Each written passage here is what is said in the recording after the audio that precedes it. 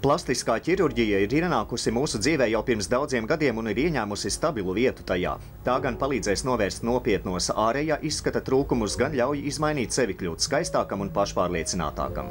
Tieši šīs vērtības ir prioritārās dokteres Evijas Rotkes privātprakses darbībā, un to sasniegšanai kalpo plašs pakalpojumu klāsts. Mēs piedāvājam pilna spektra estētisko plastisko ķirurģiju. Viss pakalpojums, sākot no sejas atjaunināšanas un iedzimtu problēmu risināšanas ar ķermeņa un arī plaša spektra intīmās vietu korekcijas. Ja mēs runājam par seju, protams, tās ir tipiskās plakstiņu operācijas, sejas plastikas, ausu korekcijas, uzaču pacelšanas, tāpat arī lielu lomu aizņem injekcijas. Pasaulē vadošās ir hialuronskābes injekcijas. Mēs piedāvājam dažādas preparātus ar dažādiem biezumiem un ilgu noturību. Līdz ar to ir dažādas sejas problēmu risināšanas iespējas. Sejas un ķermeņa plastiskās operācijas ir populāras un mums zināmas jau sen. Toties par intīmo vietu plastisko ķirurģiju pagaidām dzirdēts ir maz. Tas pasaulē ir jau kā jauns novirziens. Viņi saucās estētiskā ginekoloģija vai intīma estētika.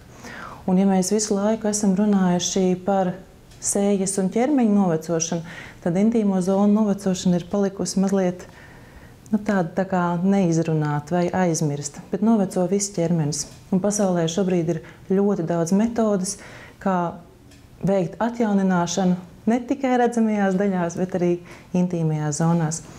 Un šeit arī tas viss tiek piedāvāts.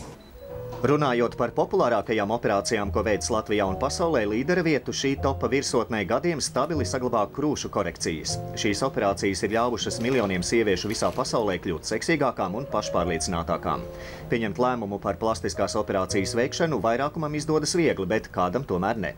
Visbiežāk tam par iemeslu ir bailes no tā, ka rezultāts neiznāks dabisks. Labu plastisko ķirurģiju neviens neredz un nemana.